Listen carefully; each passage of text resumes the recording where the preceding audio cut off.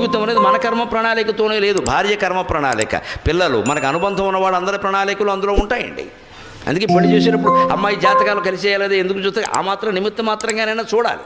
బొత్తిగా నైదంతారు పెట్టుకుని పెళ్ళిళ్ళు చేస్తే మనాడు అంటుకుపోతుంది కాపురం, అనుమానం లేదు అందులో. ఇప్పుడు అసలు చేయకూడదు అలాగా. అందుకని చూస్తారు ఆ మాత్రం. ఇంకా అక్కడి నుంచి ఇదేదో కొంచెం పొడుగ్గా ఉంది, ఇదేదో పొట్టు, అంత విపరీతం అక్కర్లేదు. ఇంకా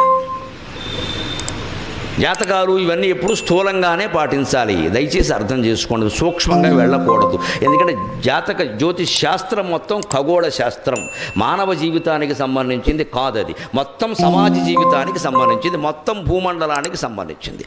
అతివృష్టి, అనావృష్టి, అష్టగ్రహ కూటమి, సూర్యగ్రహణం, చంద్రగ్రహణం, ఏ పంటలు ఏ కాలంలో పండతాయి, ఇవన్నీ చెప్పడానికి జ్యోతిష్ శాస్త్రం. కానీ నీ చెయ్యి నా చెయ్యి, నీ మూతి నా మూతి చూసి చెప్పడానికి కాదు. అది దాన్ని అలా చేసేసారు మహానుభావులు, వారికి నమస్కారం.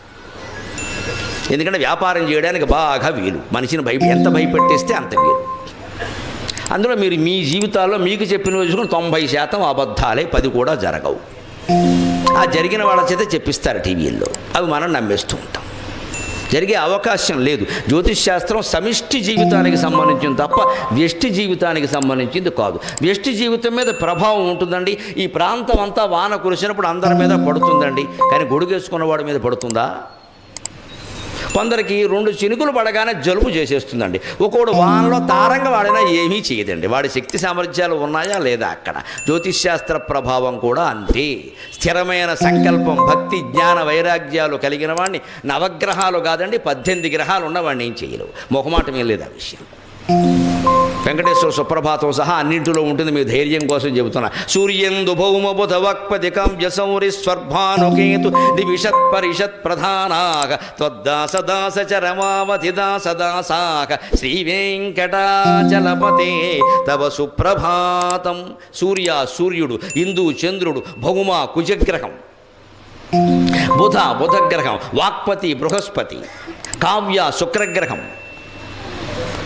సూర్యందు భౌమ బుధ వాక్పతి కావ్య శౌరి, సూర్యుని కుమారుడైన శనీశ్వరుడు శౌరి అంటే. స్వర్భాను రాహువు, కేతు, నవగ్రహాలు. ఇంతకు మించిన 10వ గ్రహం ఏది లేదు. 10వ గ్రహం ఎవడైనా ఉంటే ఈ జాతకం చెప్పించుకుని వాడే 10వ గ్రహం. ఇవన్నీ వెంకటేశ్వర స్వామికి, భగవంతుడికి త్వద్దాసదాసచ రమావతి దాసదాసాగ, ఆయన దాసుడికి దాసులు వీళ్ళు నవగ్రహాలు కూడా. వీళ్ళు మనం ఏం చేస్తారండి, ఊటికి నవగ్రహ పూజ అంటాం, పారిపోవడం అక్కడి నుంచి. మళ్ళీ అక్కడి నుంచి ఆయనకి నువ్వులు, ఈయనకి నవ్వులు, ఈయనకి చెవులు, ఈయనకి పువ్వులు, పని ఏం లేదు ఇక్కడ. ఇది పెద్ద నమ్మకాలు బాగా పెంచుతున్నారు. 5 వారాలు, 30 వారాలు, 60 వారాలు. నువ్వు ఇక్కడ వరకు నువ్వులు ఇచ్చేసిన వెంటనే పైన గ్రహం మారిపోతుందా? కాస్త ఆలోచించవాయి బాబు, బుర్రపెట్టి ఆలోచన తెలిసిపోతుంది. నీ నువ్వులకి ఆ గ్రహం ఎలా మారుతుందండి? ఎందుకు మారుతుంది అసలు? అది మొత్తం సమిష్టి సృష్టికి సంబంధించిన విషయమా? కానీ ఖచ్చితంగా అదే జ్యోతిష్ శాస్త్రంలో చంద్రగ్రహణం కానీ, సూర్యగ్రహణం కానీ, గ్రహకూటమి కానీ, ఈ ఇతర అతివృష్టి అనావృష్టిలు కానీ ఎలా రాశారో అలాగే జరుగుతున్నాయి. మీరు గమనించాలి. ఒక చుక్క తేడా లేకుండా, సెకం తేడా లేకుండా కరెక్ట్ జరుగుతాయి. ఎందుకంటే అది సమిష్టి, వ్యష్టి కాదు. దాన్ని మన వాళ్ళు శుభ్రంగా వ్యాపారం చేయడానికి వీలుగా వ్యష్టి చేసి పారేశారు. మొత్తం నీ నక్షత్రం ఏమిటి అనడం, అందుకే వ్యాపారంలో మునిగో. నక్షత్రం బట్టి మునిగిపోతాడా? అలా అయితే చంద్రబాబు నాయుడు గారి నక్షత్రాన్ని పెట్టి పుట్టిన వాళ్ళందరూ రాష్ట్రానికి ప్రధాన ముఖ్యమంత్రులు అయిపోవాలి. అందరూ అవుతారా? ఆయన మాత్రం 10 ఏళ్ళు అయ్యాడు, ఇంటి దగ్గర కూర్చోలే. మరి నక్షత్రం మంచిదే కదా. ఇవన్నీ చెబితే కుదరదండి. ఈ మాయలోనే మనం పడిపోతున్నాం. భూత భవ్య భవత్ ప్రభు, మీ జ్యోతిష్ శాస్త్రం మొత్తం కాలానికి సంబంధించింది. ఆ కాలానికి అధిపతి భగవంతుడు.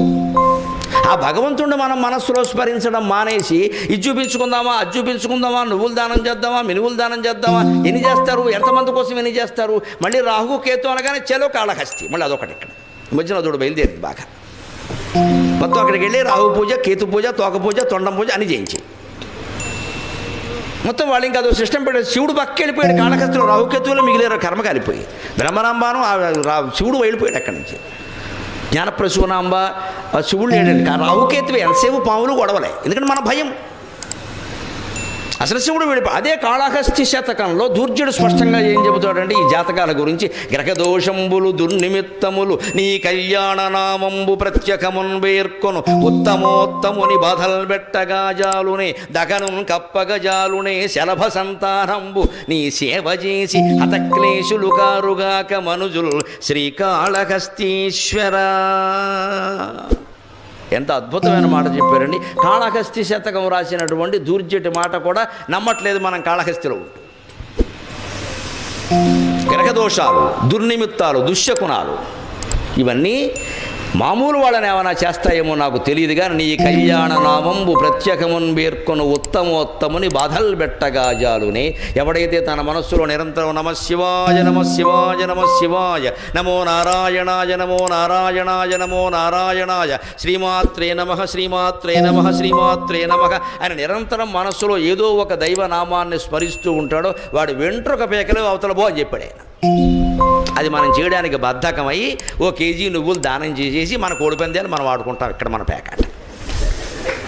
కారణం అది మన బద్ధకం అండి. మన కోడిపందాలు ఆడతాం, పేకాట ఆడతాం, సమస్తం ఆడతాం, భగవన్నామస్మరణ చెయ్యం.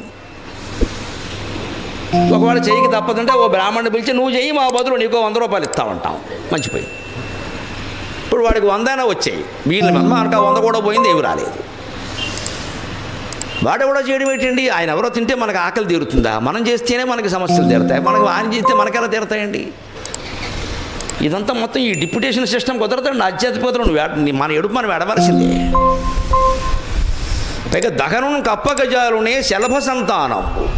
అగ్ని దగ్గరికి మిడతలు రాలేవు కదా. పరమేశ్వరుడు అగ్నిస్వరూపుడు కదా.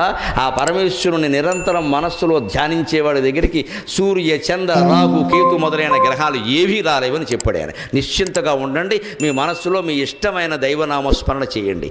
ఏ జాతకాలు ఎవరికి చూపించుకోక్కర్లేదు, హాయిగా ఉండండి. అది ఆ భయం లేకే మనం ఇలా భయం కారణంగానే ఉండిపోతున్నాం అంతే. ఎప్పుడు ఏమైపోతుందో ఇది ఒకటి మార్చేస్తావా? జస్ట్ లాజిక్ అండి. ఇక్కడ నువ్వు దానం ఇచ్చేస్తావా, అక్కడ మొత్తం వెంటనే అబౌట్ హ్యాండ్ అని శనడు తిరిగిపోతాడా?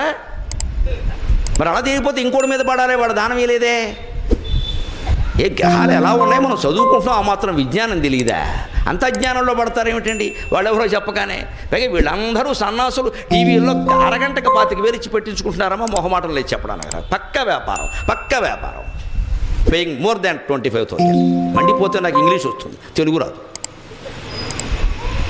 డబ్బులు ఇచ్చి పెట్టించుకుంటున్నారు కార్యక్రమాలు. అవి చూసి మనం ఫోన్లు చేసి మా పిల్లకి బాగోలేదండి. కూర్చో అమ్మా, నీకు బాగుంటే పిల్లకి బాగుంటుంది, కూర్చో ఇంట్లో. మన బలహీనత, మన భయం, వాడు సొమ్ము చేసుకుంటున్నాడు అక్కడ స్పష్టంగా. మళ్ళీ మనమే విష్ణు సహస్రం పట్టుకుని ఆయన విష్ణు సహస్రం పారాయణ చేయమని చెబుతాడు. మనకు దాని అర్థం చెప్పడం, ఎందుకంటే అర్థం చెబితే ఇంకా చేయక్కర్లేదు మనం ఆయన వెనకాల పడడం చెప్పడం. అందుకని పారాయణ చేసి 100 మంది కూర్చోండి, 1000 మంది కూర్చోండి, 1,00,000 మంది కూర్చోండి, గోతులో కూర్చోండి, ఏం కాదు. అక్కడ ఏం చేసినా ఒకటే. భూత భవ్య భవత్ ప్రభువు అన్న ఒక్క నామానికి అర్థం తెలిస్తే మనం ఇంకా దేనికి భయపడాల్సిన పని లేదు.